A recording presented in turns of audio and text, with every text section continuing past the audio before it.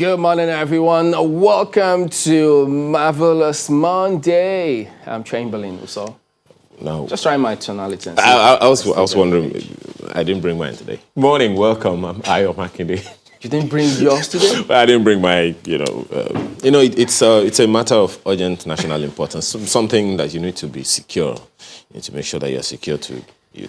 Right. Well, yeah. So over the weekend, the carryover of those concerns that we do have across the country to ensure that lots of things are done to provide safety and security of lives and property, which is the reason why government is there in the first place. So, still talking about that, the different states trying to see what can be done.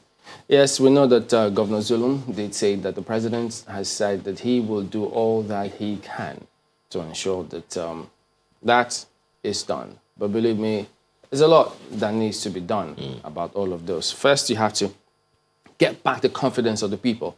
Because if it appears as though it's us and them, in terms of between government, far away from people, you always will have that kind of thing. So much as they are making the rounds, and then don't forget, ensuring that I think the army has, even the police, they've got this public relations department or unit where they try to see how they can improve with their civil, military, or civil police relations. So all of those desks that they do have, sometimes you just ask yourself, much as they may be making impact, but how measurable, what kind of impact are they making? And in the light of what is going on, it's something they need to go back, reevaluate where they are, and see how they can ensure that the people have a lot of confidence in security agencies to the extent that they can report those cases confidently and not be afraid of being sold out, because that's a very huge part of the entire scenario. Well, you began by talking about what Governor Zulum, the effort he is making. I don't want to be in that man's shoes right now, because he signed up for it. Yeah, but it's not really a shoe you want to wear, because you, on the one hand, you are called, according to the ground norm of the country, the chief security of your state, the chief security officer of your state, and you can do not so much to protect them. So it's a very. Many disagree. They can do things. Well, yes. If the police council were as active as it ought to be, then probably the state governors would have a lot more to say, because the police council, one of the core functions of the police council is to come to discuss, security in each of the states and direct the. But why people may not necessarily subscribe to them saying they can't do a lot? If they feel that their hands are tied by the law, why can't you untie it? Then have that conversation either with your members in the National Assembly, the president, whoever you will or should or can have that conversation with. Let them have it. Because the reason why they're elected is to ensure that those things are done. And anything short of that are just excuses. I agree with you. But the reality we have on ground, how difficult or not it'll be. For how long we've been talking about, having that conversation around the laws to decentralize the police. We've been talking about that for a while. It's not impossible. Yes, it is not impossible, I agree. But what we have at this moment is a situation where the police council can do a lot more. But how frequently does that happen? So if they feel it's ineffective, why can't they address it? That police council meeting is called at the instance of the president. How frequently it should be called, the Constitution is very silent on that. But, really, the point of the whole conversation is so governors have their jobs cut out for them. So they can interface with different other security agencies, and which is what Governor Zulum was talking about yesterday, interfacing with some military service chiefs to ensure that they can do as much as they can do, and that is a given, But going back to what you said, Chamberlain, about the functions of the police and how we should interface with the police, it's a lot of work. To have people, the confidence of the people back is a long journey. How the police is going to be able to do that, it's beyond just having police community relations, committees. It's beyond having, military, civil, relations departments and all of that. It is actually being able to communicate with the people in a way that you can actually get the confidence of the people back. It's not that difficult to do. I agree. The trust quotient has dwindled hugely. How we are able to get back that's a long journey, and I am hoping that we'll be able to do whatever we can. It is definitely not something impossible to do. However, how we do it That's another lot of work. Because security, if you know, we're talking about investment in all of the states. We're talking about, you know, if they can't solve the problem, they are just excuses. They are not. So I'm not that's arguing the way on that. people will see it. Let them address it. They have to. I mean, but that's why they're elected. However, how many are resigning, saying because I can't do this? Like what happened How in many? Lebanon? Come on. So if they can't, well, that's just excuses. That's the way it is. Well, let's go ahead and take a look at what did that's the You're truth. not letting. Really. That's the truth. You're not letting this morning, Chimele. But yeah, I mean, you do have a point, yes, but it's a lot of work. You know, how they're able to convince the people to partner with them. That's another thing altogether. Let's take a look at Vanguard as we go through the dailies. I look at their list story. Southern Kaduna, I'm not afraid of death. There you go. Like what? Did they have to come to this? Sometimes you wonder. Change approach. Archbishop Kegama urges FG. Buhari yet to tackle insecurity in Northeast, says Borno royal father. Gunmen attack Yobe community, abduct village head son. Soldier who criticized Buratai faces court-martial in Sokoto. Can you beat that? Okay. And then House of Fulani demands chiefdom in Southern Kaduna in the midst of all of this. So you have different options and different stories being thrown out. So this Southern Kaduna matter, you just wonder where the solution. Because if they keep disagreeing with themselves and why, either with the methodology or with the outcome or the causative factors, I think there are some conversations. There are some conversations that are hanging that haven't been had yet. You know, there is a lot of mistrust or distrust among the people, and if it's dated so long, there really is a need to talk about some very serious things. Because you know, look, well, there should just be. They need to keep working to getting a solution because no group, no individual, no sides have a monopoly of violence. So the laws are there. So if people feel that the laws are being circumvented, then you need to ask them, okay, why do you think that that's the case? Now, if you do, with the sincerity of purpose, how do we address this? So if you're doing something to see it can be addressed, why are you not getting results? Anyway, look at this other one. Edo, Ondo, IGP orders mop-up of illegal firearms. Tasks commissioners of police to arrest persons with prohibited firearms. IGP's order came too late. Security expert. We won't tolerate lawlessness in Edo, Obaseki.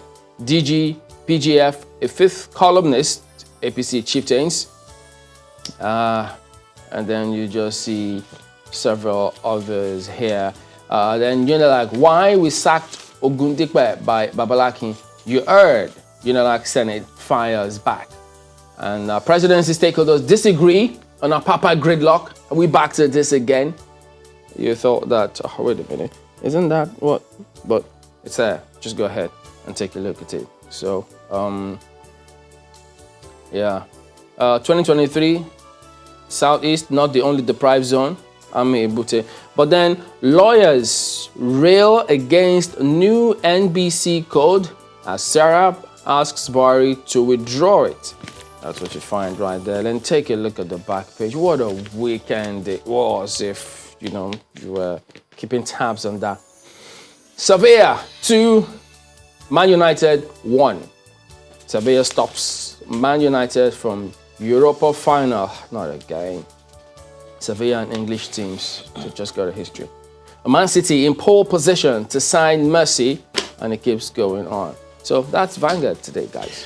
Take a look at the Daily Trust newspaper. The front page of the paper this morning is 808 Nigerians kidnapped in 7 months. Where did this happen and how? You want to find out on the inside pages. The story is actually on page 4. 96.4 million naira paid as ransom. Why abduction is on the rise, that's according to experts, and implementing laws key to tackling menace. Lawyers say, and please keep mum. The breakdown you see on the front page there, those graphics are talking about the states, the number of cases and number of victims in each of the states between January and July 2020. Of course, you see number of victims on a monthly basis and on like that. Right above the nameplate, Nigeria records worst unemployment rate in 10 years. That story is on page 23. And FG World Bank plan $90 million grant for states. Find that on page 7. Under the graphics you see there, one of the 3 stories, regional security outfits, others operating with illegal arms. That's according to the IGP. What does this mean? You may want to find out on the inside pages. Just last week, we heard that Amotekun has launched in Ondo State, and of course, the governor was questioned along the line of, will they be arm-bearing? Will they be an arm-bearing security outfit? And it says they'll be bearing certain kinds of arms that are permitted. Is this story talking about that? You may want to find out more on the inside pages of the Daily Trust newspaper today. Okay, and look at The Guardian next. Nigeria in tough policy options over recession. So I think that ties into what you just read about, the worst unemployment rate and those figures. In 10 years. Not encouraging, I tell you. Look at the riders to this lead story on the front page of The Guardian today. Economy caves in as COVID-19 reveals old landmines. Labour, NECA, others false unemployment report. Ooh, I'd like to read that. Spend out stagnation. Economists advise governments. They always say this. You have to spend your way out of recession. And then we must avoid looming depression. Oof. So, there you go. All of those. I think it's largely about the economy here. Then you see those charts showing inconsistent GDP trend in the past 10 years. And the next one highlights the chart showing a fairly consistent population growth rate from 2011 to 2019. And they always tell you, look, it's common sense. If your population keeps growing, if it outweighs your GDP growth, you may have a challenge. And not just one, but a huge one at that. So that's The Guardian today. The Nigerian Tribune has this one. Tax relief. States to get World Bank's $2.5 million grant. Still talking economy this morning. That's the Nigerian Tribune front page. The story is on page 4. Find out the details of that on the inside pages. And more on that, well, economy related. Biggest container vessel to berth in Nigeria arrives on a port. NPA says the story is on page 5. And this is a little troubling. Congestion crisis looms as more vessels head eastward. Government will fix roads and rail to avoid Akpakpa situation. Find that story on page 5. Of course, that's attributed to the Nigerian Ports Authority right there on the front page of the Nigerian Tribune. Above the nameplate, PDP, APC trade words over fake voter cards and violence in Edo. I thought facts were facts. But maybe not so in this case. It depends on what side of the divide you seem to find yourself. So PDP and APC are trading words over violence in Edo. Interesting. Stories on page 33. Anger as police say suspected Ibadan serial killer escaped from its custody. What? Wow. Well, better go get him back. Police say. Well, it ties to what you said the other time earlier when we were, in the opening sequence about the trust quotient in the police.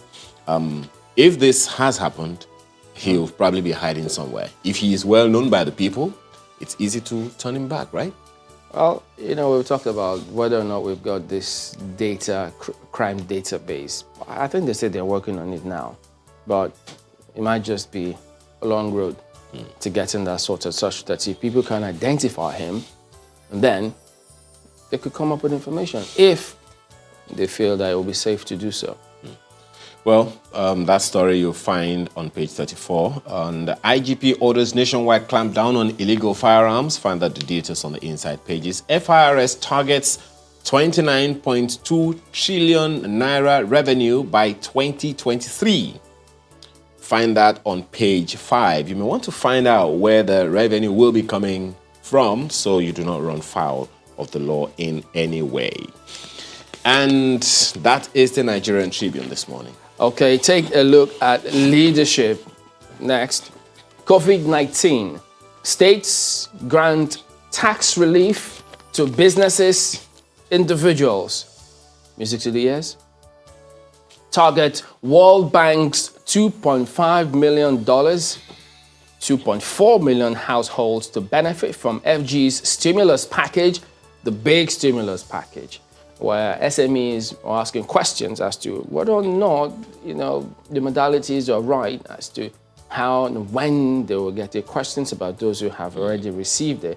Even the National Assembly were asking questions in terms of the fundamental basis upon which that distribution was predicated. They asked, but now you see this one, 2.4 million households to benefit from FG's stimulus package. Well, we'd like to see the register. And then domestic foreign investors trade 1 trillion naira in 6 months. Well, this year.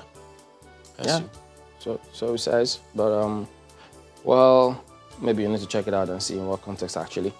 But then they also have some politics here. Edo governorship poll, APC, PDP, Baker over alleged printing of PVCs and violence. And then IGP orders arrest of persons carrying arms illegally. They always keep this order. They just get this order for the police to carry out their jobs. I don't know. We'll get to see this time again, don't we? Prison decongestion. Lawyers offer pro bono services for indigent detainees. 1,000 awaiting trial inmates to get free legal representation. Remember the former Minister of Interior, how he did speak about, I think, is it over 75% of the ATM of prisoners are ATMs? And then they talked about that process wherein from the arrest to justice to trial processes, if they could ensure that there's a handshake across board, such that you don't have this huge amount of ATMs in the prisons, which is not something we want to correct. And by the way, I thought they call it correctional facilities now, but still prison decongestion that leadership got. Well, making me go that route. Well, but perhaps also that talks about how well or not we have communicated it. And you talked about the awaiting trial inmates and all of that. If you look at the data, you'll find out that those that are awaiting trial they far outnumber to a large extent the people who have already been convicted. I think it is something really that needs if they can take a look at that. But who knows? Who knows? The Daily Times newspaper leads, of course, another economy-related story. Multiple taxation, harsh economy may cripple FG's 75 billion naira youth investment fund. You talked about it last week. Yep. But if this is going to happen, it's like we give you something and then we hold a bait with which to collect a little bit of it back, and that doesn't look good. Multiple taxation and harsh economy may cripple FG's 75 billion naira youth investment fund. How that is going to play out, we'll wait to see. Plus, how do the youths take advantage, get access to this? It will be good to find out. Under that story, aviation, there's a quote there, it's wrong to prefer foreign pilots to Nigerian counterparts. The story is on page 4, find out the root of it. Governorship elections, INEC searches for transparency ahead of Edo-Ondo elections. Find that story also on page 4. And again, economy, how to address challenges of infrastructure financing. Find that story on page 5 of the Daily Times newspaper this morning. The editorial of the paper is on Chinese loans and sovereignty clause. This is actually quite interesting. We continue to talk about this over and over again. And then, I've read, we took that trip and I was reading about Chinese loans. Oh. And how, it has gone and all of that. That conversation that we also had, with our specialist, I'm going to say right now. Also, quite interesting one. Quite very, very, very illuminating. But you see, that sovereignty clause thing is like saying, I'm going to borrow you money. If you don't pay back in due time, I'm going to have your son. I don't know how I've signed that. It sounds simplistic, but come on. It's and they say it is something that happens normally. Intergovernment, things government to government. But then about time really that we looked inwards and find out how we can circumvent this so we don't have to go this route all the time. Why take loans every time for everything?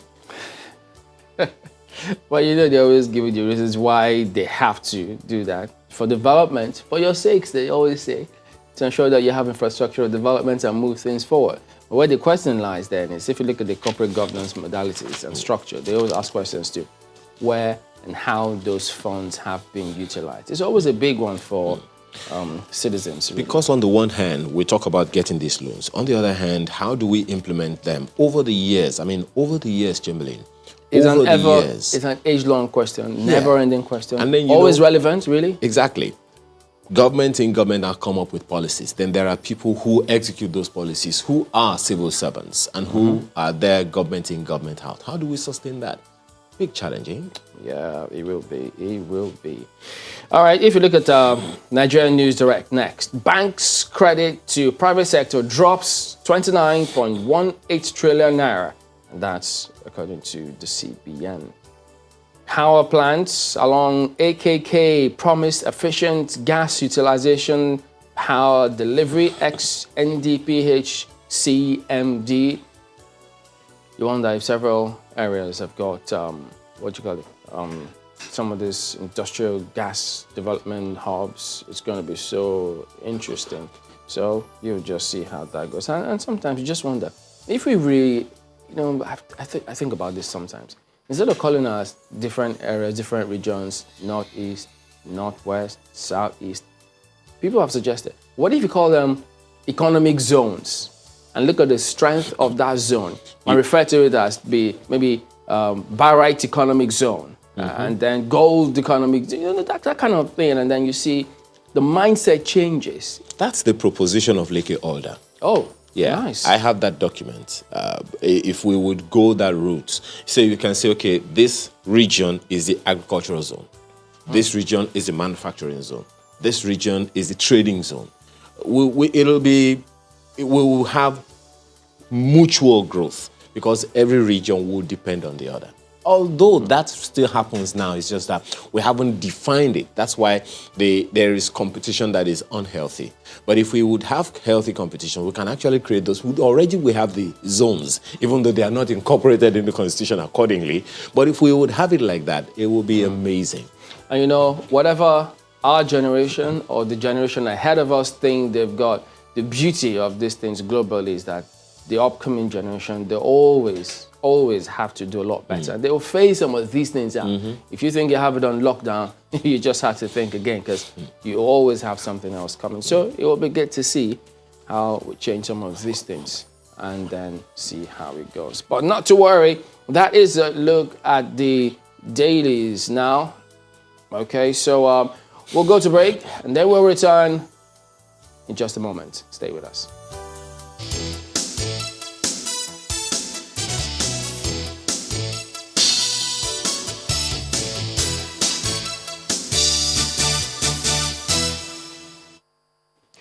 Welcome back to Sunrise Today. Well, today we start off on almost like an economic zone. It is, actually. It's economic in nature, actually, just focusing on the mines and steel development sector. And we're joined by the minister himself, Mr. Olamilekan Adegbite, joins us from our studio in Abuja. Good morning, and thank you for joining us today. Well, yeah, we've seen several Good morning and thank you. All right, several reports. We all know it's hugely important for us to get the economy up and running. So whichever sector can contribute a lot more than they've done previously to the economy will always be welcomed with open arms. It's a year ever since you got into the saddle. What would your experience, how can you describe your experience so far?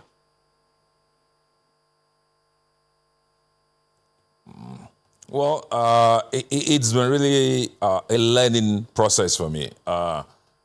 Coming into mines and steel development was a novelty.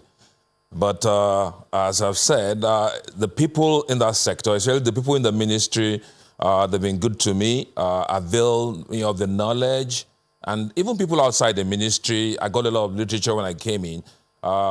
It's still a learning process, but I'm catching up. And I'm glad that as a team, we've been able to achieve a few milestones. When you got in there, or maybe before and when you got in, there's always that notion of, yes, you set goals, you set targets, you want to achieve them as quick as possible. How easy or difficult has it been, or was it, when you saw the task that was ahead of you? Well, I was particularly lucky because there was a roadmap that was designed for the sector in 2015. It was a 10-year roadmap to culminate in 2025. So when I came in, the most important thing was that I looked at that roadmap and I was able to tinker with the roadmap slightly, of course, to suit the direction I wanted us to go. And that's why it was a lot easier. It was not like starting from scratch again. We had a 10-year plan that was ongoing. All I had to do was to look at that and then see where we could adjust. And then, of course, set the targets and, of course, focus and move forward. And like I said, there were even people that were involved in preparing the roadmap. The moment I was named as the minister, the first set of documents I got, literature, was from those people. They sent a lot of literature to me that I kept reading and all that. So I caught up fast, and I was able to flow with that roadmap. And like I said, just a little tinkering, and then we're on course. Well, there are some lofty ideals, and I mean, if that roadmap is fulfilled, it definitely will, make a lot of impact. But let's go through some of them now. Yeah, talking about that roadmap that you talked about, one of the things that roadmap identifies are the challenges in that sector, the mines and steel development. One of you must have gone through it, as you have said. Project financing, security, illegal mining. How have you prioritized these challenges, and how far so far? Well, the challenges are there, but I chose not to focus on the challenges, but to set goals. And of course, as we go along, of course, we overcome those challenges. Like you said, there were just hurdles that we needed to overcome. What I did when I came in, essentially, was to set my goals for the downstream policy, which was not codified.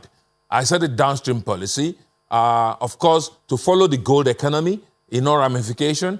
And of course, thirdly, slightly out of the roadmap, because that was a steel development, to focus on Ajaokuta, trying to bring Ajaokuta on stream. These were my three focus areas. And as we went along those areas, we were able to overcome those challenges. Of course, the issue of security, we got all the bodies, like the Chief of Army Staff, the NSA, that's National Security Advisor, the Inspector General of Police, Director of SS. They are all on a committee with myself that, of course, focus on security in the mining sector and, of course, provide solutions. So this is ongoing.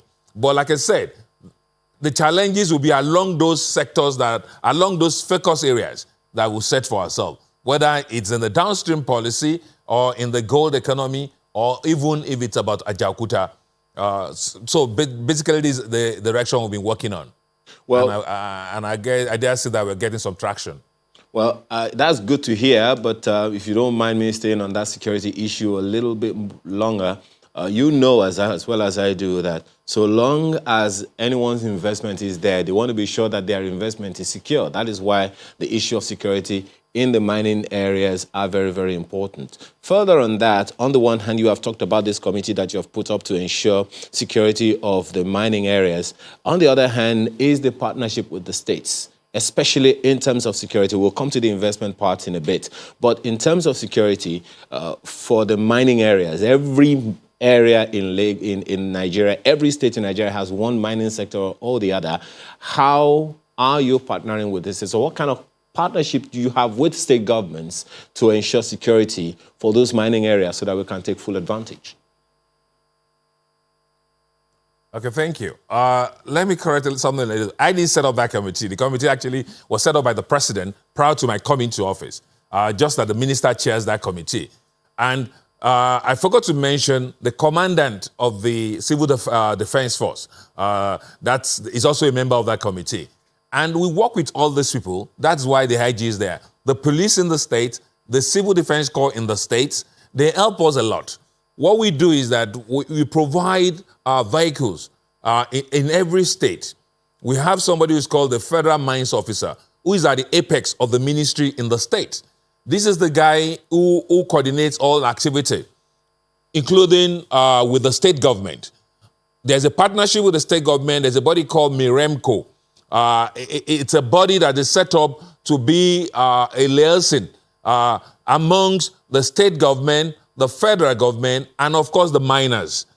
The chairman of this body is, of course, chosen by the state governor. So with the FMO and Miremco, it's a mineral council. This body, they come together wherever there is any threat of security or information about illegal mining. Of course, they pass up the information down the chain, and we are able to move, whether from the federal level or even at the state level at times. Oftentimes, the civil defense and the police in the state will be able to handle whatever insecurity challenge that they have, and of course, it's nipped in the bud at that level. But when it goes a lot higher than that, it's escalated.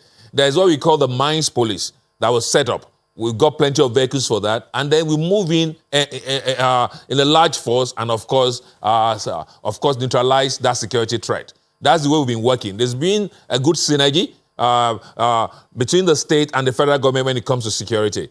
Mind you, the governors are the chief security officers of their state, so they've been helping in this regard in terms of security. When you say mines police, could you talk a little more about that? Do they have uniforms? What do they look like? I mean, what do we expect from them? What do they do? It's just sort of nomenclature, semantics. They are dedicated. The forces are drawn from these bodies I said. It involves the police, the civil defense, and of course, the state security.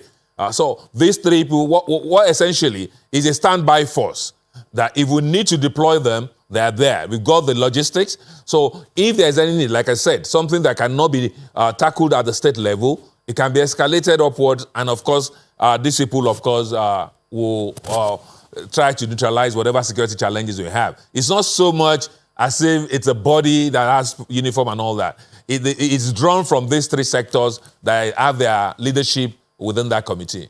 Because you know that we can't, those images of those nationals, the Chinese nationals, yes, that's who they are. When they were caught, those clips, seeing some illegal activity going on, that easily comes to mind when you talk about mines police. By the way, do you have an update for us on that particular case?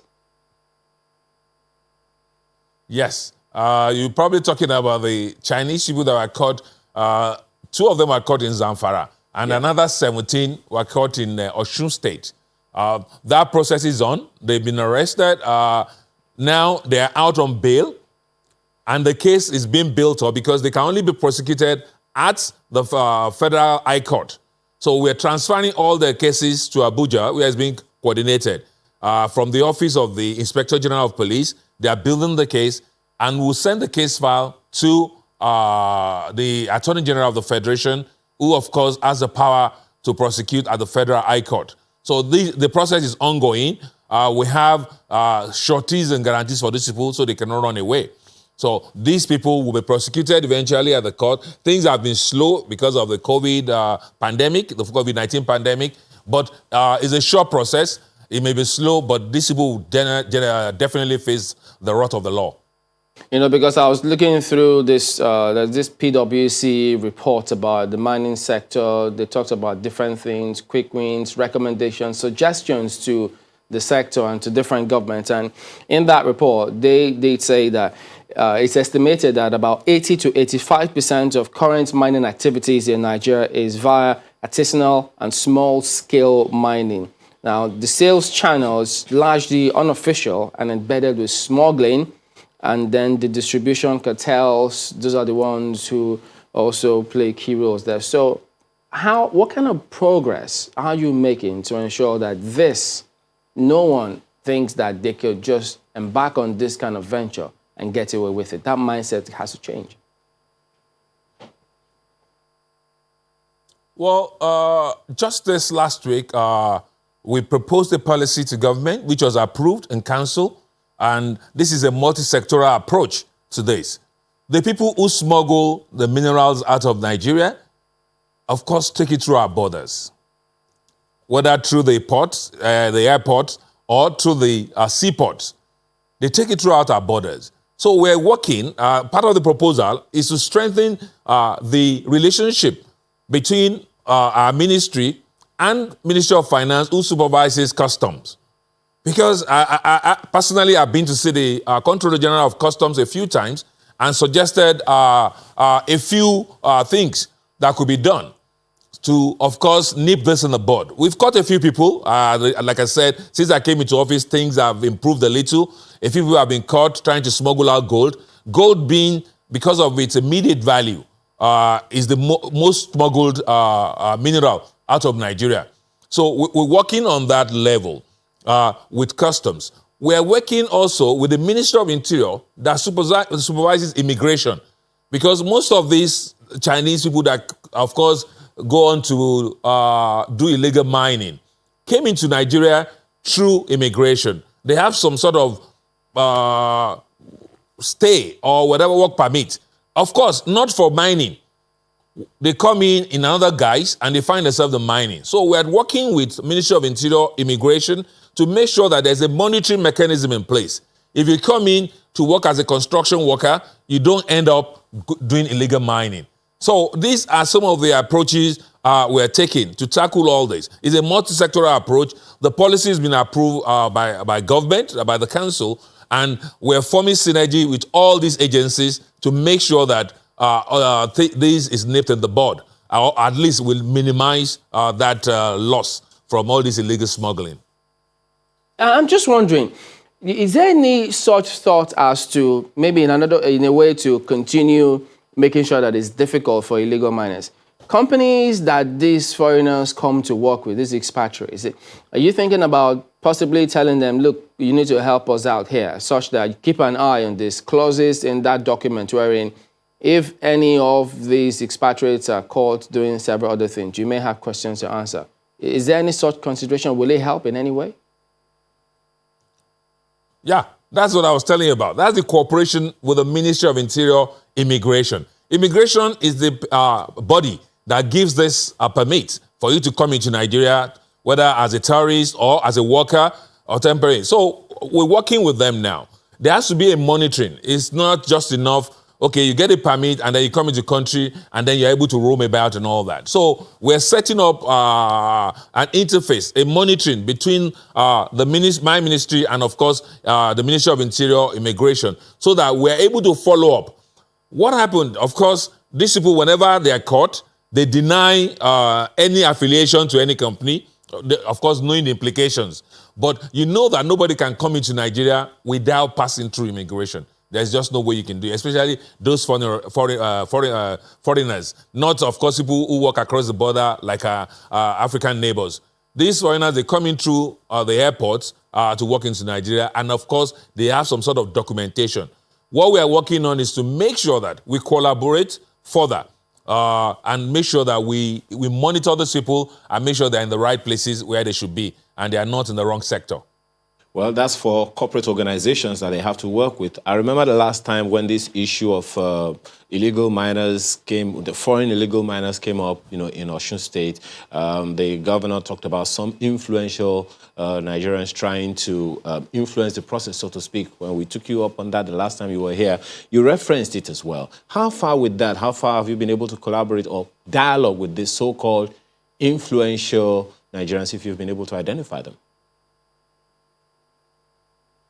Well, we keep working on that. We keep working with the influential Nigerians. What happened is that you see, sorry to say this, they find the nationals to provide some cheap labor. No, I must say this, no foreign national can come into the country and start mining without having some kind of local backup. These people, they ride on the back of our artisanal miners. Where the artisanal miners are working, they hide behind them, and of course, they perpetrate this illegal activity. But more importantly, oftentimes, they have some backing from some, of course, influential people in the society. And we're constantly working with these people, where names have been mentioned. We go to them and say, look, there are better ways to do this. Yes, there's nothing wrong bringing in foreign nationals to work for you, but then it must be done properly, and it cannot be done illegally. If you want to do mining, anybody, whether corporate, individual, you want to do mining, you come to us. Take a license. If you take a license and then, of course, you're doing your mining, nobody will question the kind of workers you bring, so long as those workers are here legally. So, but for you to use people who are here illegally, and also to go on a site where you do not have license, and of course mine illegally, that's what we're trying to discourage. People are allowed to mine if you go through the proper process, and of course you can use any worker you want if you go through the proper process. I know you've spoken about gold, and yes, we do have a gold refinery, I think, in Ogun State, and huge gold deposits as well in the country, different parts of the country. What is your plan, the ministry's plan, to ensure that we have a lot more of this exported? Well, we have 2 gold refineries that has been licensed. One is in Ogun State, like you said. The other one is in Abuja here, very close to the airport.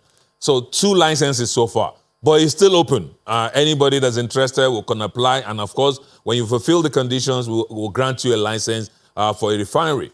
But what we're doing, essentially, is in 3 parts for this gold economy.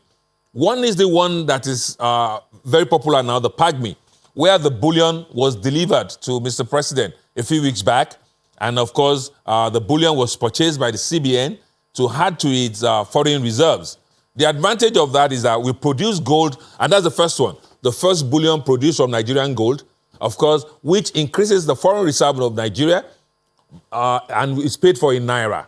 So this is a way we can hand dollars and money abroad without just outside oil and gas. So that's true gold. But that's just one sector of the gold economy.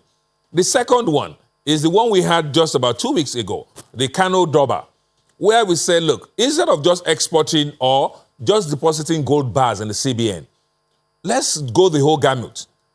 And that is, if you export, let's say, gold worth about $1,000 to Dubai, for instance, the gold that was sent to Dubai. When our ladies go there, or even our men, when you go to Dubai, the same gold you sold to them for $1,000, you buy from them for about $20,000 in jewelry. So what we are doing essentially in the second part of that gold economy is to create that value within Nigeria. So we are bringing in some experts from Germany. They're going to train what we call the trainers. We've started that process to identify trainers in every state. That process is on already. These people who come, is a 9-month course. They will train these trainers who will train other people. Essentially, we are saying, instead of just exporting raw gold, and then we'll go and buy it for a larger sum, let us design our jewelry here. Let's make the jewelry here. The economy used to be here. Kano was noted for that. That's why that Doba was held in Kano. That's the first one. Let us go the whole gamut. Design the jewelry, manufacture them locally, and people can even come from abroad to buy gold from us. So therefore, we are creating jobs and creating value within the local economy instead of just exporting gold. That is the second one. The third one is gold to cash, which is also part of the economy. A lot of our people, you have gold at home, maybe jewelry and all that. This is a system that has been done in other places. We are trying to exploit that as well. We have to create specialized banks. People have to be trained. You can take your jewelry to a bank, and your jewelry could be worth maybe ₦1 million, 2 million naira, whatever. You deposit there and you get a certificate for that. That certificate, it can be used anywhere to obtain money. If you have gold deposit worth about 5 million naira and you get a certificate, you can approach any bank and, of course, maybe use that as collateral to obtain money. That is to create activity within the economy using the gold. A lot of people just store gold up maybe in their safe at home, or they take it to a bullion place, or go and put it in the safekeeping in the banks. You can use this to create another economy. These are the 3 sectors we are working on gold. So we create a full economy. while we help the CBN to shore up its foreign reserve, we'll create a jewelry economy so that people who design, manufacture in Nigeria. And the third one, of course, is to be able to make money available to people even for their gold that they own. So these are the three ways we are working on the gold economy so that this can work out for everybody. Okay, I know that some of them in the private sector, they also spoke about they want the ministry not to VAT refined gold bars since they are financial instruments. What's going on with that? No, you say we don't VAT that. What we do is you pay royalty at the mining level, and that is it. When you mine gold, you pay royalty to federal government, just like any other mineral. Any other mineral that you mine, you pay royalty to government, and that's a tax on any mineral and on gold as well. Of course, going through the process and all that, whether you are selling the bar to CBN or you are selling you can even sell the bar to individual. An individual can pick up, like the bullion bar, the last time was bought for about 123 million naira by the CBN governor. If you are to buy the same bar today, it's going to cost you about 160 to 165 million naira. Because gold has moved from a $1,800 per ounce to about $2,100 per ounce. So you can see the advantage. What CBN bought for 123 million then, when we presented the gold bar, is now worth about 165 million. That's the gain. So an individual can decide to hedge. Instead of keeping cash, buy the bullion bar and keep, and the money rises. And of course, just any commodity, the prices go up and down. So it's a bit speculative. But there is no extra tax, whether on gold or other items, so long as you go through the normal process, you pay the royalty, and that's a tax that is due from any mineral. Well, we'd like to take you up on, what you said about Ajaokuta to just further expatiate on the journey so far and what we need to do moving forward. But there is this question that, you are very well aware of. They recently signed CAMA 2020. Of course, it has big implications for the mining sector, part of which is the issue of beneficial ownership. What benefit do you think this will have for the sector? Very good. What we've been doing, mostly, like I said, 80-85% of Nigerian mining activity is in the artisanal and small-scale sector. To really grow big, we've been doing a lot of international roadshows, trying to attract foreign investors in Nigeria.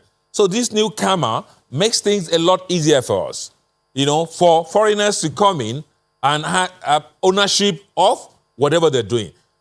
We've had a lot of incentives in the mining sector, even prior to this CAMA, which of course CAMA is now reinforcing.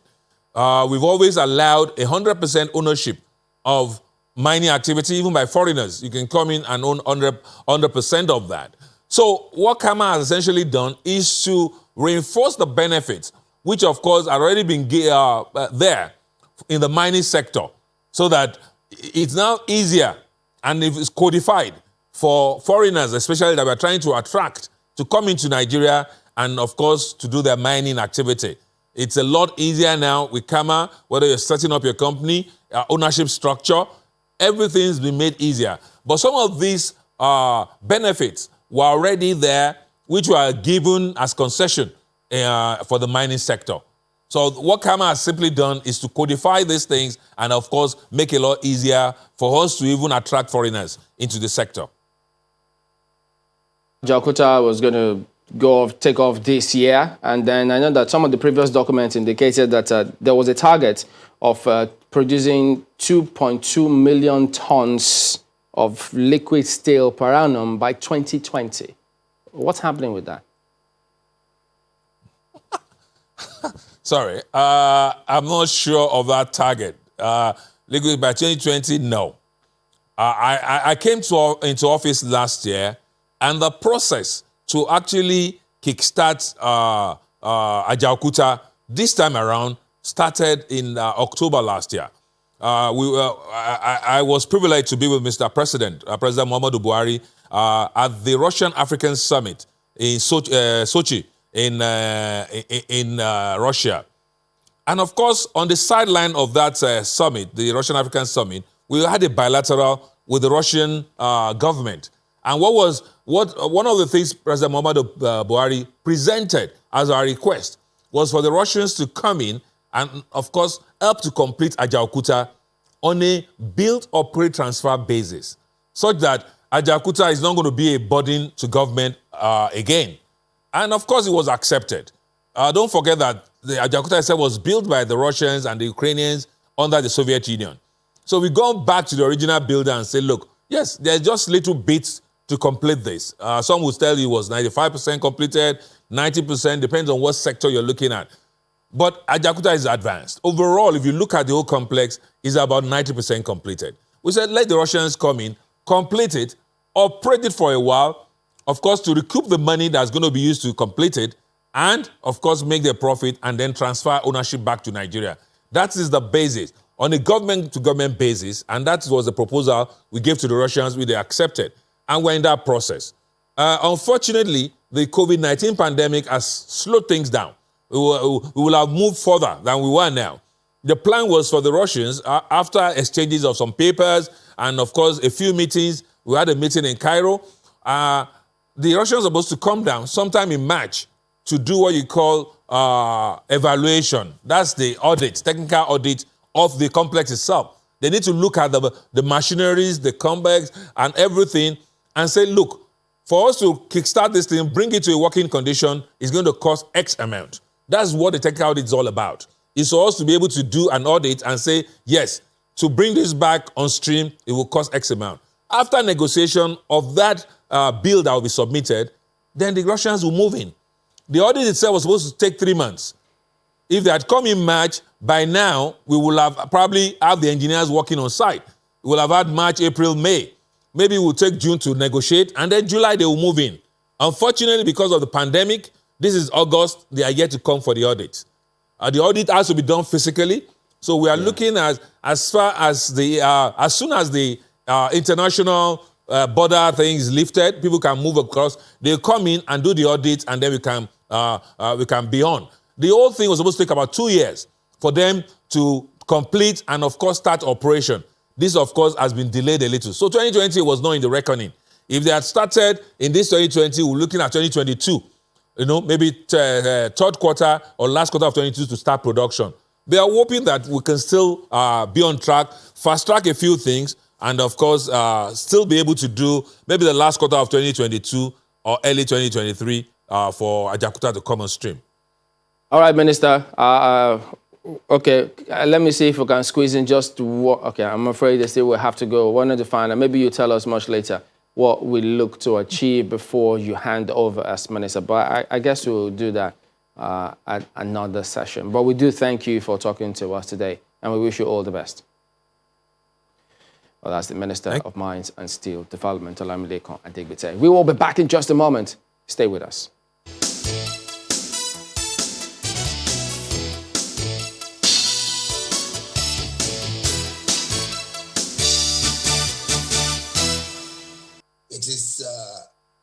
It was made abundantly clear that the processes leading to the removal of the Vice Chancellor was not only illegal, it was lawless. The Act establishing the university and the Miscellaneous Provisions, Universities Miscellaneous Provisions Act, which empowered council to hire and fire, also stipulated a procedure for firing a vice chancellor. The contention of the University of Lagos Senate and that of all the unions on campus is that procedure has not been followed. In fact, the purported appointment of an acting vice chancellor also has not followed the due process, because what the law says is that council must take recommendation from Senate on who to be appointed as an acting vice chancellor. That also has not been done. So as far as unions in the university is concerned, as far as the University of Lagos Senate is concerned, the purported removal of the Vice Chancellor is illegal and is unacceptable. Welcome back. Yes, that is what we will be talking about next on Sunrise Daily. We've got Dr. Wale Babalakin, OFR, Senior Advocate of Nigeria and Pro-Chancellor of the University of Lagos, joining us from our studios in Abuja. Good morning, and thank you for joining us today. Well, as you heard probably in that opening track now, just talking about the decision, the impression that not just Senate, but different unions in the University of Lagos, they have all met and they say they do not agree with that decision, the action that has been taken about the removal of the Vice Chancellor. To them, this is tantamount to putting something on nothing. Thank you very much. I'm very happy to be here this morning and to clarify some of the issues that have come to light. First, let me repeat that the Council complied with due process in the removal of Professor Tony Ogundipe. I've heard a lot of comments in all media, and these comments ignore a fundamental fact. Ogundipe has not denied any wrongdoing. He has not said that he did not spend 120 million renovating the residence of himself and two of his cronies without mentioning it to anybody. It was discovered. It was not mentioned. It was not presented, and there was no approval. That is patent illegality, and he has not denied it. Ogundipe has not denied that he created something very new in the university, the concept of security votes, or he continued it. I don't know when it started. But he pays security votes, which is money that requires no account in the university. He has not denied it. Ogundipe has not denied that he forged documents in trying to present a candidate for Director of Works. He was chairman of the committee, and he was told to collate results. When he collated results, second became first, first became second. He never denied it. He actually, on the floor of council and is in the minutes, did not have any comments about it. Ogundipe has not till today been able to present a proper account of the university. 3 sets of people have looked at the accounts. None have said that the accounts represent a fair representation of the university's financial position. All right. In fact, he concealed it until 2.5 years after council came in, when a Professor Omolie-Yinwa report found out that he had concealed information and he had presented what is not a budget as a budget. Ogundipe unilaterally sought to appoint a professor into the university. This is the worst scandal in the academia. He sent me a memo that I should approve that the librarian become a professor. I'm familiar with university system. You just don't become a professor. You must go through the process, and then it comes to council for confirmation. Dr. Babalake did not go through any process. All right, let me ask you this. We'll hear you quite all right, but at an emergency meeting which was held on Thursday, 13th of August 2020 at 8:30 a.m., the Senate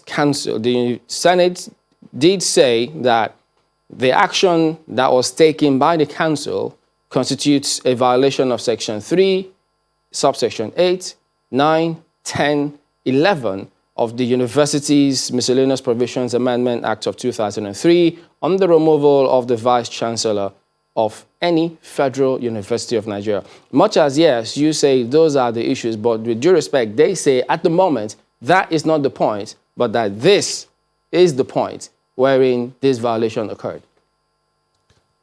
I will answer you properly, Mr. Chamberlain. You see, you cannot try and becloud the public with unsubstantiated presentation of the law. The law can be interpreted by the courts.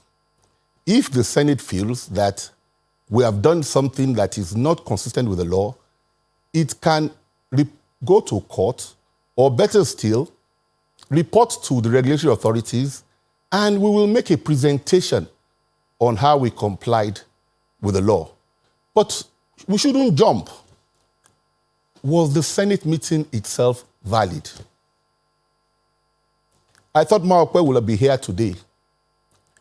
I would have handed her over evidence that the Senate meeting was not a Senate meeting. Let me start. I have the documents here. Ogundipe was removed on the 12th of August. After removal,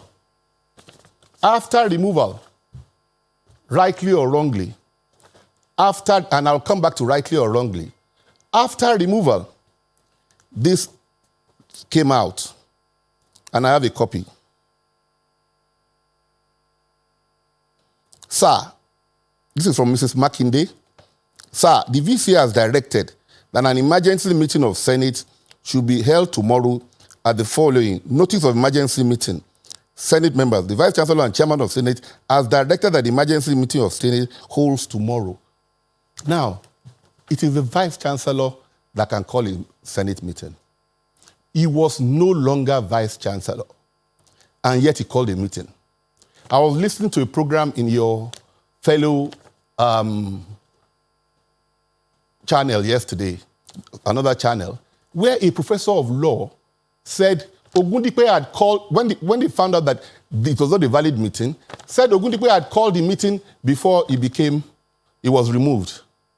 But he's so clear here that he instructed Mrs. Makinde to call a meeting after he was removed. It's clear here.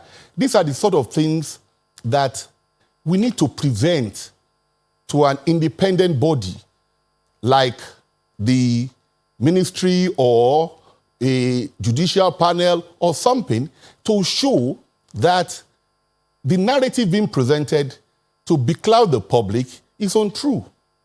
There was no Senate meeting under the law. Furthermore, I have the standing laws of the Senate here with me, and all this I can make available at the shortest notice. This is the standing law of the Senate. It says very clearly that the registrar shall be the Secretary of Senate. In the absence of the registrar, then there will be an acting registrar. This is what the law says. The registrar was not even invited to this meeting. The registrar did not issue any notice of this meeting. The registrar did not delegate anybody to represent it.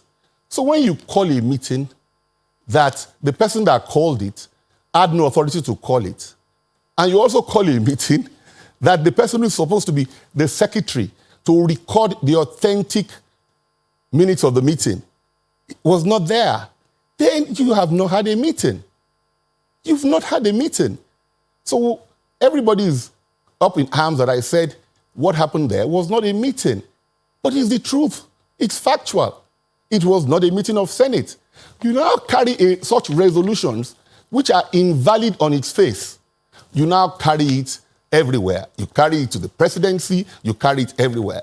I'm sure when the president looks at it, or the presidency, they will ask, and I will show this document, that at the time he called the meeting, he had been removed. You played the clip of ASU. Let me tell you something. I have watched ASU on various occasions, Okay, and I have just kept quiet because really... Okay, just a minute. Let me follow up on some of the questions before we get to the ASU bit.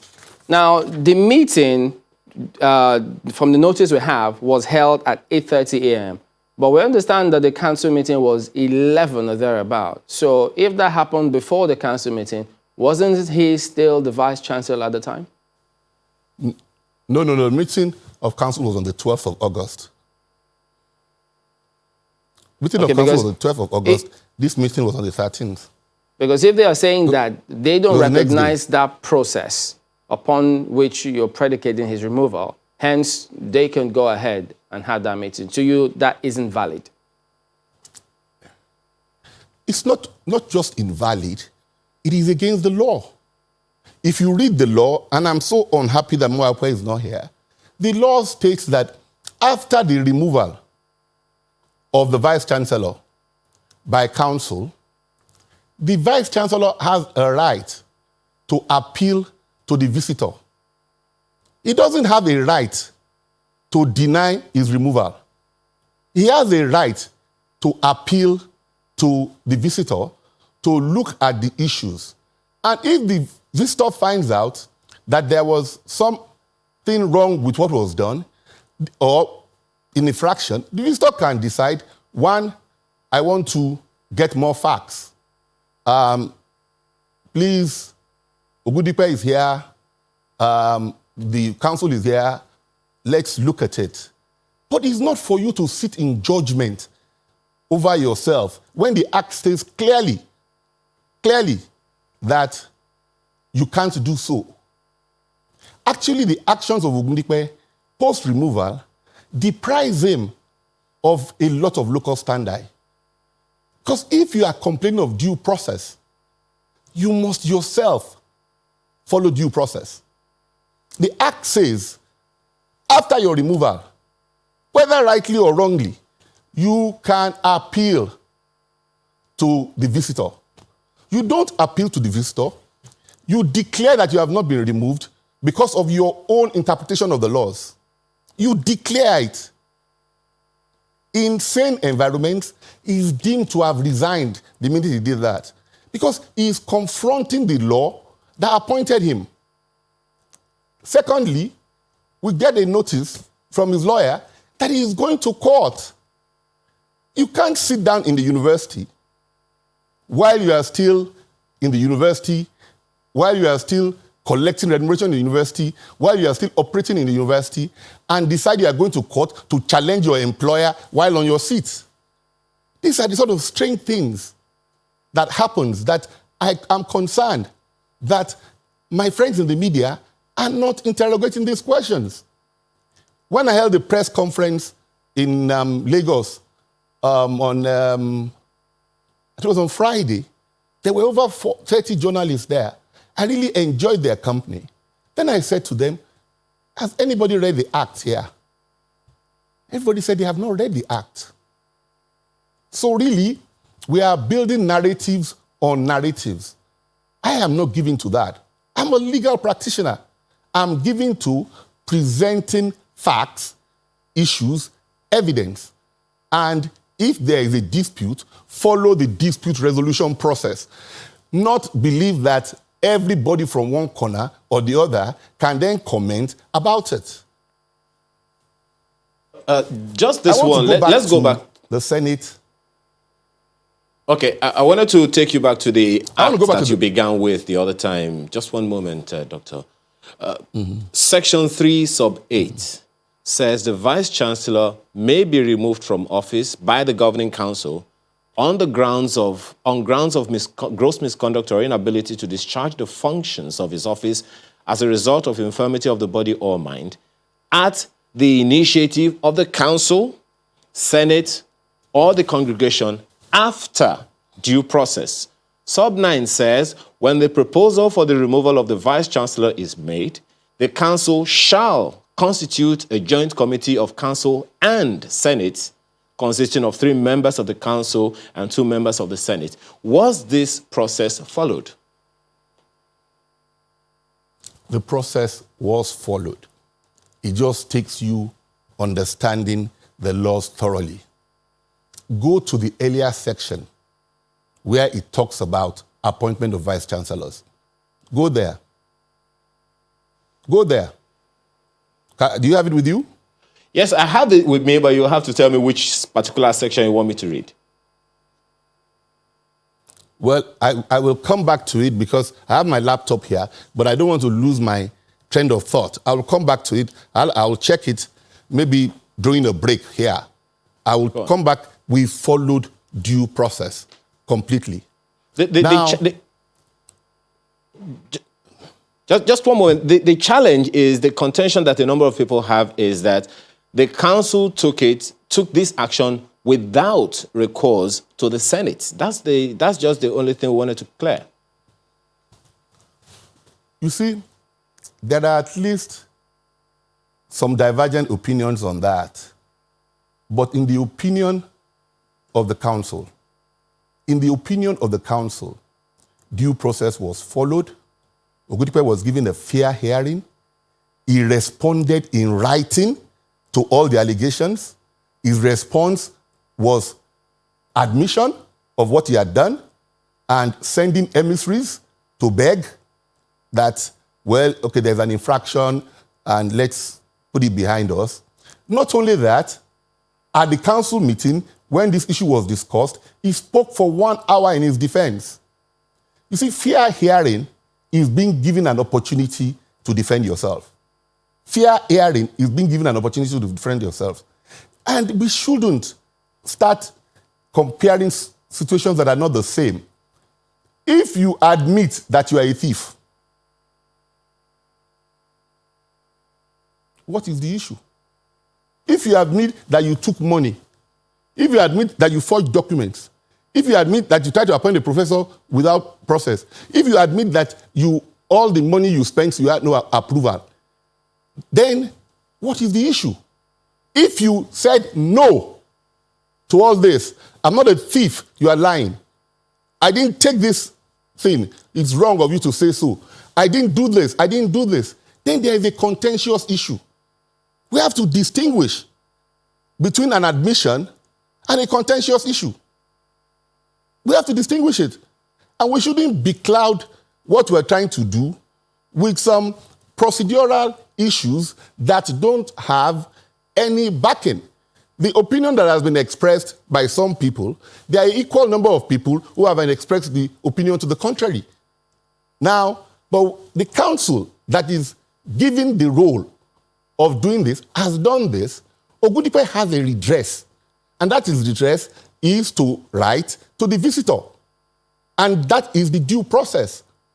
A man claiming that there is no due process in his removal, who does not follow due process, has no audience. You must follow due process yourself. It is when you have followed due process yourself that you can now say due process has not been applied to you. Well, that's the issue. Okay, well, because we have the 2003 Universities Miscellaneous Act. So we don't know, could you read to us the section of the law that you have, the specific reference to the process of removal? You see, it requires interpretation, and it's not something that can be decided in an audience like this. It requires some interpretation. But I will tell you what we relied on.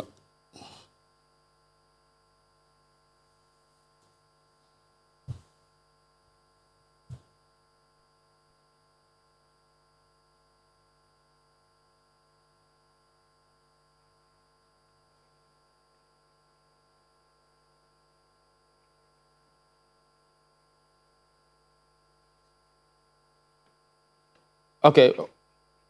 I'm not getting access to this document. Okay, well, we do have... Okay, let's just play this short clip for you to see, because these are views also coming through from the University of Lagos. Have a look. August, the University of Lagos Senate held an emergency meeting attended by about 91 professors. More than that registered, that's signified in the petition that they needed to have that emergency meeting. The issue is, what is the issue? We're here because we want to make it known that the alleged or the purported removal of the Vice Chancellor of the University of Lagos has not followed due process, and therefore is illegal, cannot stand. We are not saying that the council has no right to remove the Vice Chancellor. No. We are saying due process has not been followed. There is a laid-down procedure in the extant laws of the Federal Republic of Nigeria, namely the Universities Miscellaneous Provisions Act of 2003.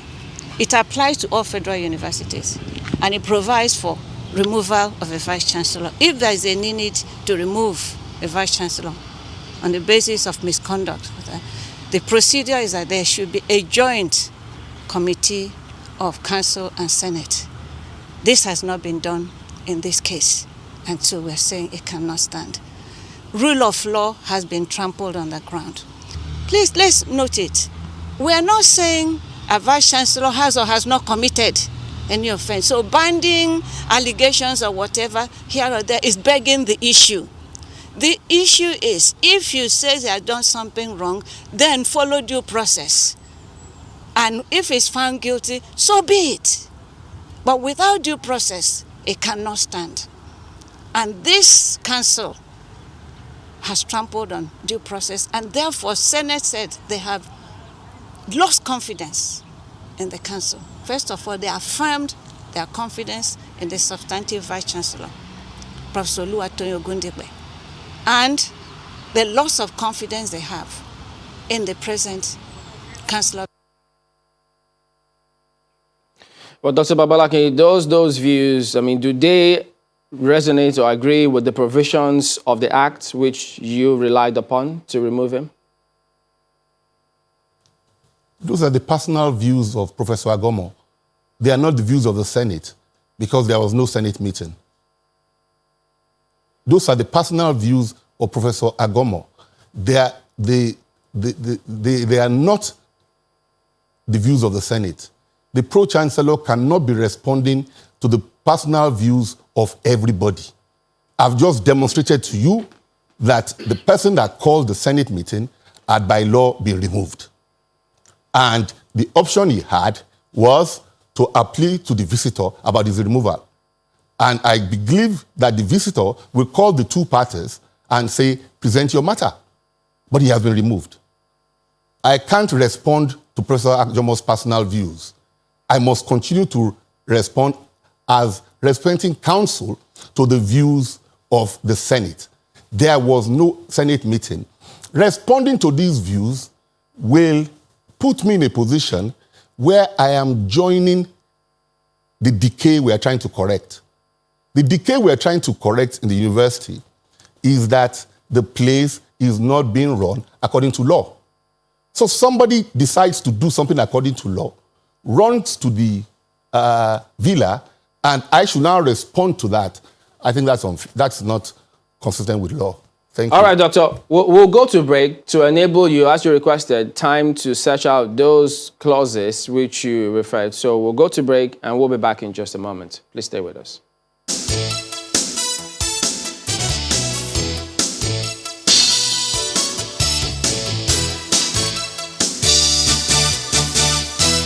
Welcome back to Sunrise Daily. Well, having talking about the Vice Chancellorship position in the University of Lagos, and we've been speaking with Dr. Wale Babalaki, SAN, Pro-Chancellor, University of Lagos.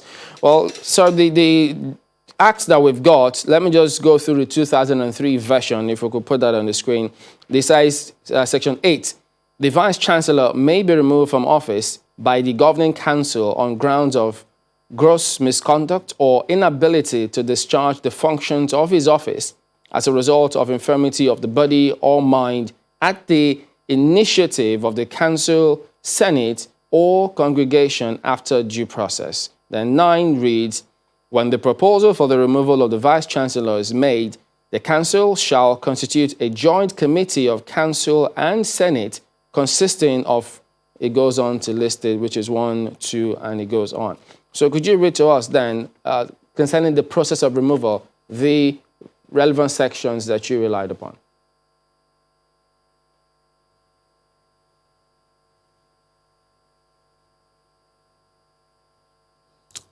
Okay, now I'm back with you.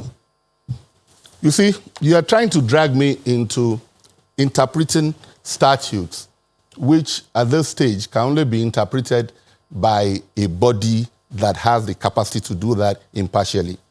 But I will just highlight one particular thing for you. Go to the, where it says the Vice Chancellor of a university. Go there. Read the one you've got. In B2, it says the university shall constitute a search team consisting of A member of the council who is not a member of Senate as chairman. 2 members of the Senate who are not members of council, one of which shall be a professor. Is that clear? Well, listening, sir. Is that clear? Could you shed Yeah. some light on that? Yeah. Go to, no, I'm just want you to compare that clause to the clause you are reading. Yeah? I want you to compare what I've just read to the clause I'm about to read to you. Constitute a search team consisting of a member of council who is not a member of Senate as chairman, 2 members of Senate who are not members of council, one who shall be a professor. Is that clear? Well, what we have says 9.2, 2 members of the Senate, provided that where the ground for removal is infirmity of the body or mind, the council shall seek appropriate No, I'm not medical talking about option. removal now. Which I'm section not are you talking referring about I'm talking of appointment. No, I was asking about the removal of the vice chancellor, sections You have to 8 compare, and 9. which is why I prefaced it for you that this is not a forum for interpreting statutes. And I'm not trying to show you the difference in provision between appointment and removal. That's what I'm trying to show to you. And before you can see that difference, you must read appointments. Do you have appointment clause 3? Well, so you're saying we have to go to Clause 13 3B, before we yeah, come before- to 8? Yes. Okay. Yes. You have to interpret a statute as a whole. You don't interpret a statute disjointedly. Well, yes, please you go must ahead. have a community reading of statute to extract the intention of the legislature, which is why the best forum for this is an independent panel to look at it and see whether we complied, not on television. But I will just show you one highlight that you should go and think about. And then you will see the difference in the laws. Go to section 3. Yes, well, section 3, please go ahead, sir. It Are you talks there? about, yes, it is. It talks about the appointment of a vice chancellor. It says, sub 1 says there shall be a vice chancellor of a university. And it goes on and on. The one you Yes, are quoting is sub 2. Yeah, sub 2B. Please go ahead. Sub 2B. Are you there? Yes, please go ahead, sir. Constitute a search team consisting of a member of council who is not a member of Senate as chairman. 2 members of Senate who are not members of council, one of whom shall be a professor. Have you seen that? Yes, please go ahead, sir. Now go to removal.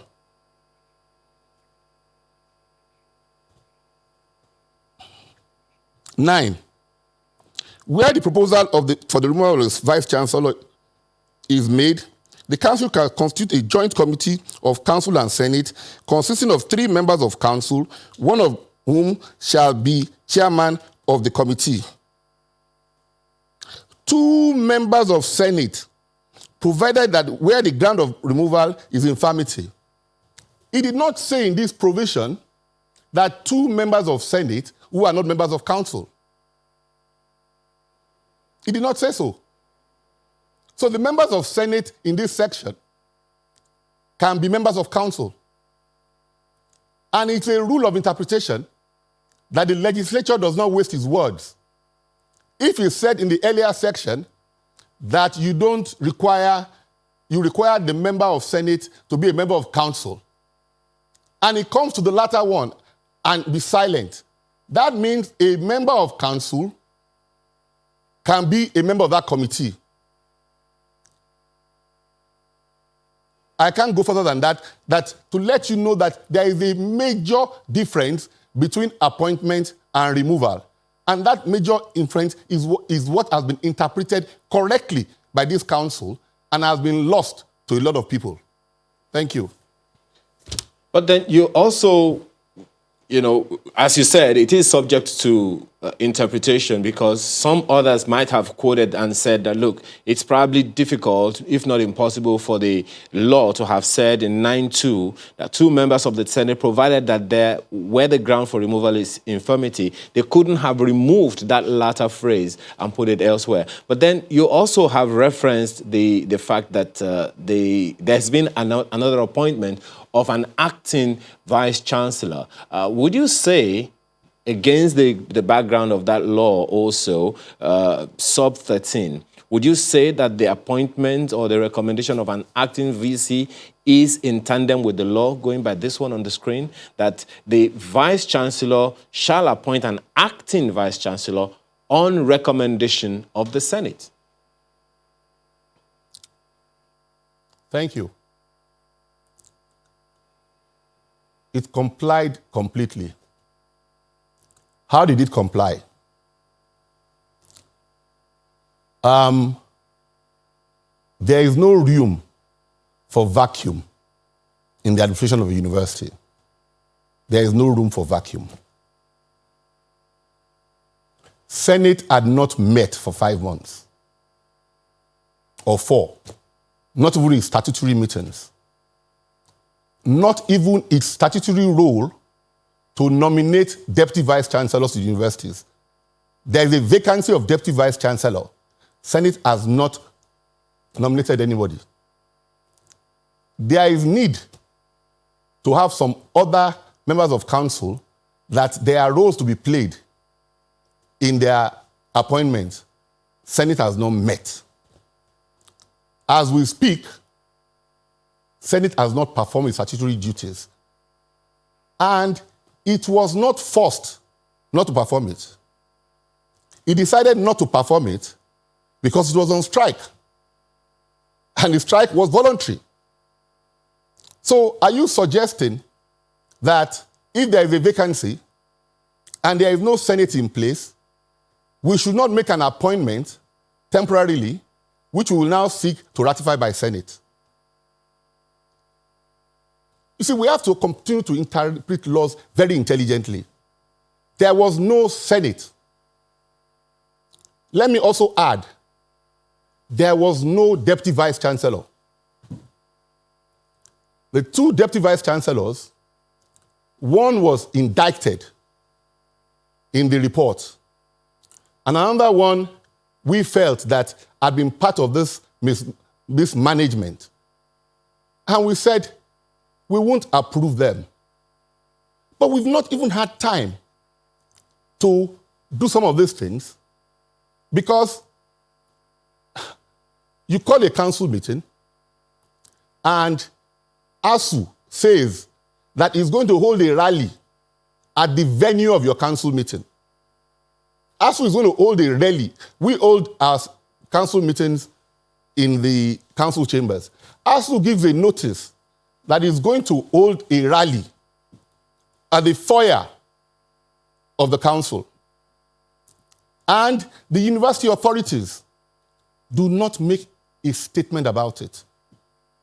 University authorities acquiesce in this use of violence or threatened use of violence to prevent the constitutional role of council. And the same authorities is now saying that, oh, you should have come to the Senate that was not in session. Which is why I tell you that this process requires a community reading of all the sections. It requires knowing the facts, and it requires applying intellect. You brought ASUU in as commenting on this issue, and I was going to answer. ASUU, every time we have said in the last few months, issued a notice that we are going to hold a council meeting, ASUU immediately issues his own notice saying that it's going to hold a rally on that day. The first day we did not hold the meeting, it held a rally. It held a rally in a university where the Vice Chancellor had said there should be no gathering of people because of COVID-19.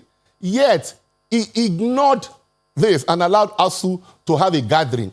He was complicit in allowing ASUU to have a gathering to prevent the council from meeting. Then the next stage, we wanted to come again. ASUU issues another notice. At no stage did the Vice Chancellor, as the Chief Security Officer of the university, tell ASUU that you cannot. That I am in charge of this university, there must be peace. You are on strike anyway. Why is it that this is the only issue that you come out of strike to play a part? Then ASUU issues a memorandum that Babalaki has been declared persona non grata. I have never responded to it because it's too laughable. It's too laughable. Section 41 of the Nigerian Constitution says that you cannot deprive anybody of freedom of movement. You cannot tell me that I cannot come to a public place. The university is a public place. Because I was asked by some friends, why don't you respond to ASUU? I said, how do you respond to something like that that is clearly unconstitutional? Then, I'm a lawyer. So the first thing, I go into the ASUU Act, which I have before me, which I was going to leave to Maokwe. The ASUU Act, which I have before me, says clearly that the objective of ASUU is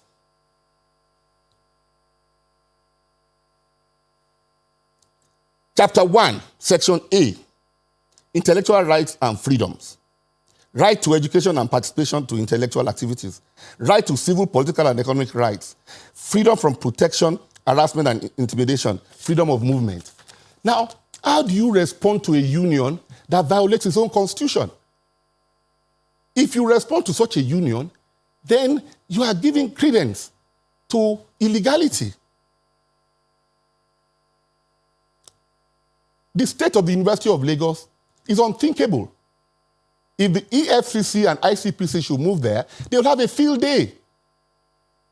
I gave some ideas. Yes? Those documents that you refer to, they will have members of staff there who will graciously receive them from you so that we can equally go through all of them. Yeah, the Constitution and Code of Practice of the ASUU. It's there. All right. So an institution that says it's policy. Okay. No. I have to let you know. Yeah, I get your point, but let me just read out this to you. Now, from your explanation, there was no Senate in the involvement in all of these processes. But one wonders, you knew that there was no Senate at the time. So does the fact that there was no Senate invalidate Section 13, which says that where there is a vacancy, there has to be a recommendation of the Senate before that is carried out? You see, the first statement I made to you is that the university must run. The university must run. That's the first statement. Second statement I made is that the Senate not being in session was because the Senate voluntarily decided not to be in session. So the Senate frustrated the operation of its body itself. It wasn't frustrated by the federal government. It wasn't frustrated by the council. The Senate frustrated it itself. And in law, nobody can rely on a self-induced frustration.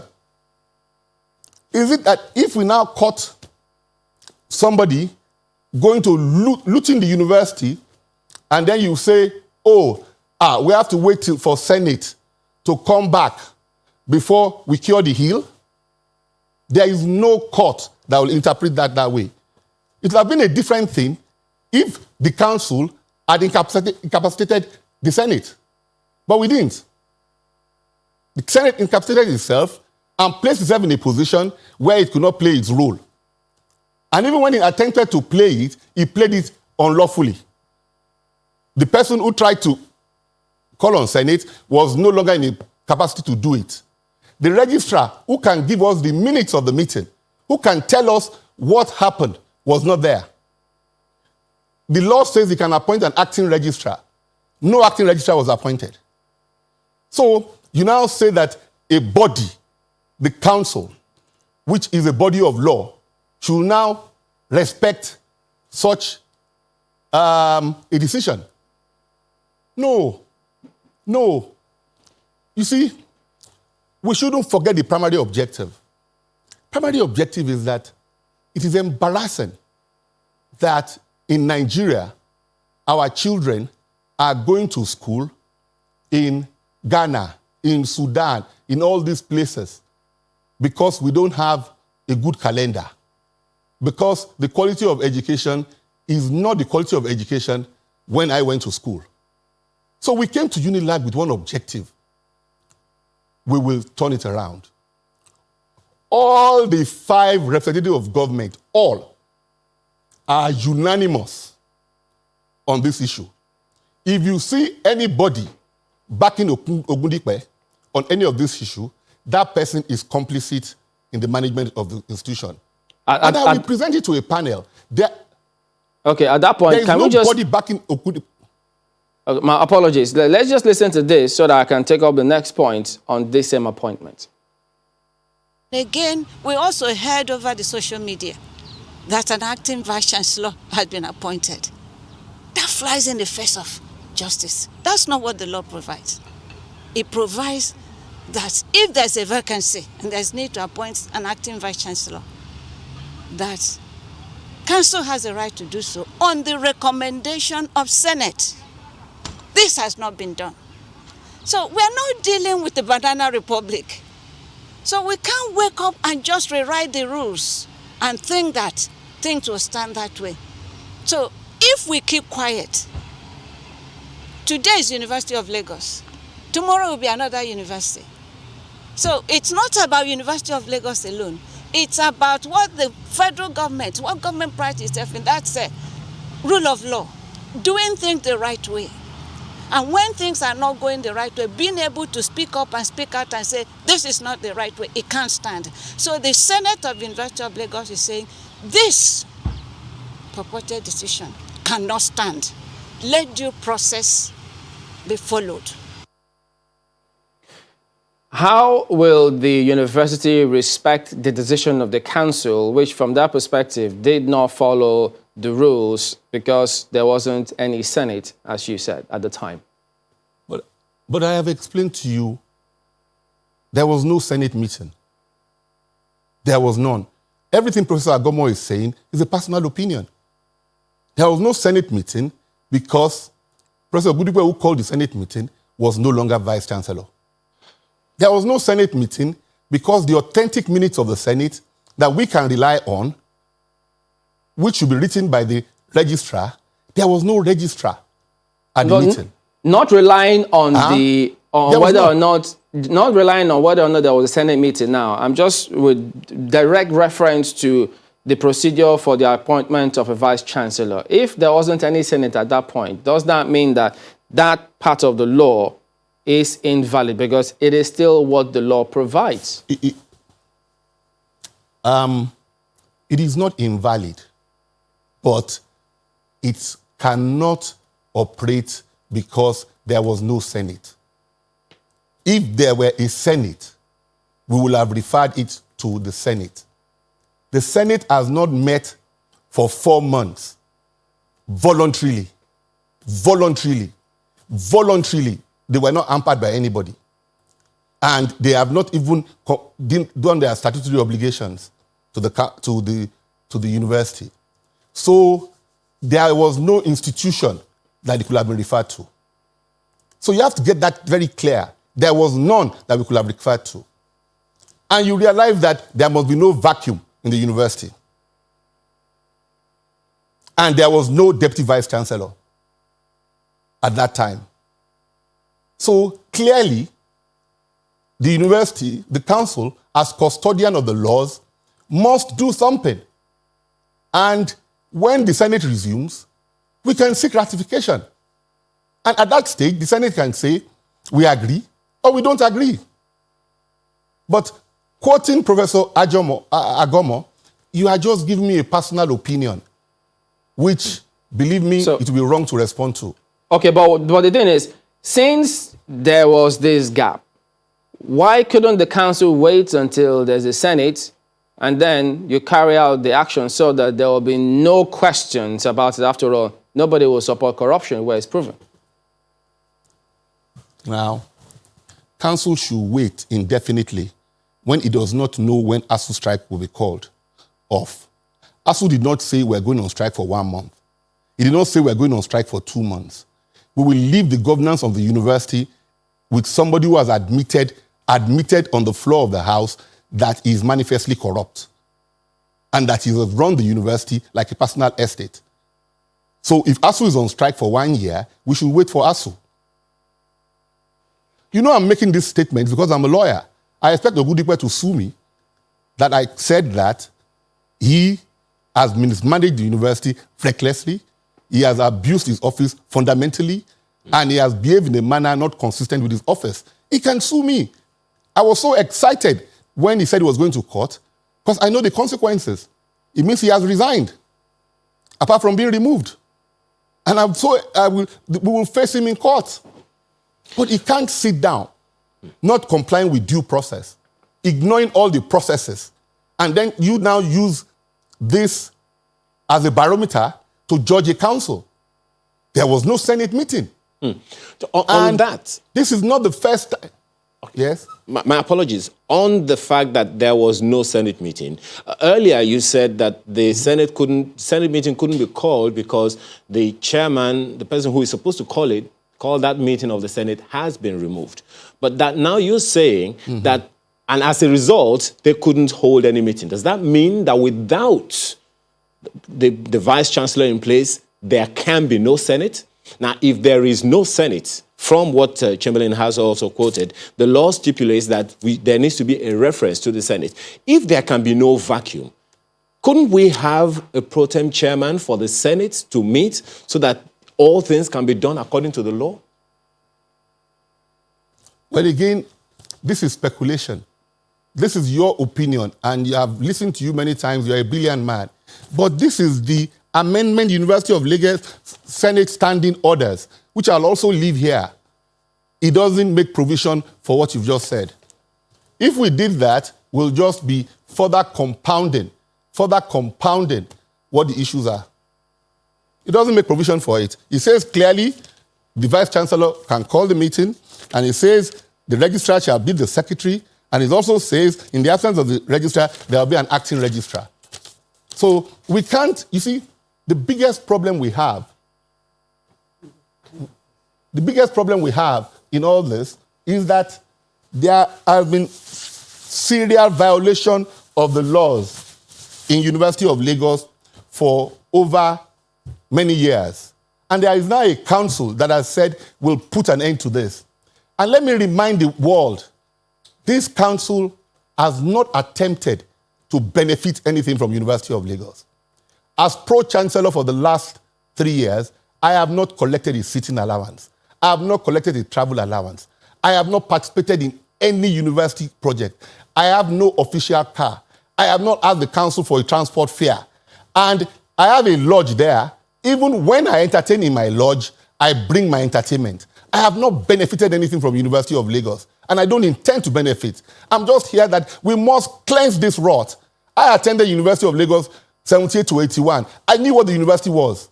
There is no relationship. There is no reference to the university I attended. I am also wearing another cap. I'm the chairman of ASUU negotiation. On one hand, ASUU is saying to us, universities are underfunded. Okay, fine. On the other, then I leave ASUU meeting, I come to University of Lagos. I agree that there isn't enough funding in education. But the little we have is being mismanaged in University of Lagos. Grossly mismanaged. So what do you say to this?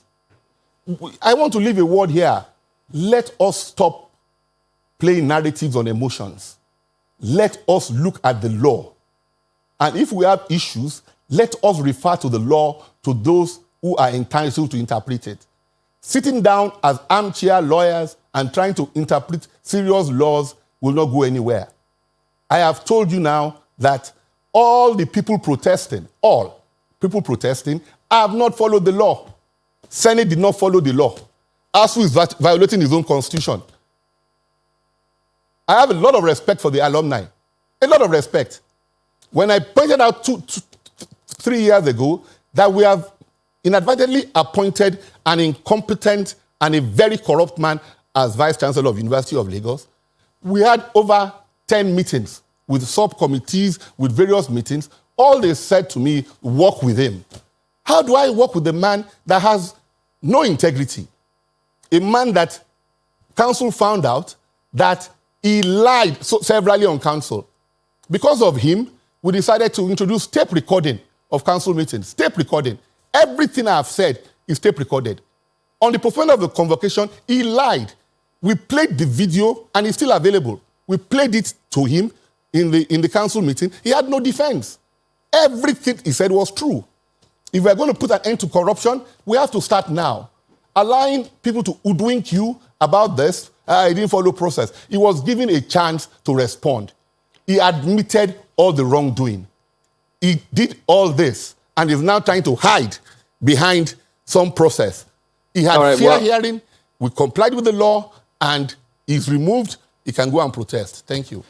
All right, then we also did reach out to him to see if he could give us his verdict, but we'll see how that plays out. But we do thank you for talking to us today, Dr. Wale Babalakin, OFR, Senior Advocate of Nigeria and Pro-Chancellor, University of Lagos. Can I put in a word? Please, I wasn't happy that I was alone here. I wish you had brought the other side as well. And then I will play with documents. I will give documents. I've seen so many of these shows. They come one-sided and they tell a lot of lies. I speak with documents. Thank you. All right. We'll follow up on what you've just said and reach out to him again and see. And then with those documents, which you leave with us in our studios right there, and then we'll follow up on what you've just said. But thank you for talking to us today. We will be back in just a moment. Stay with us.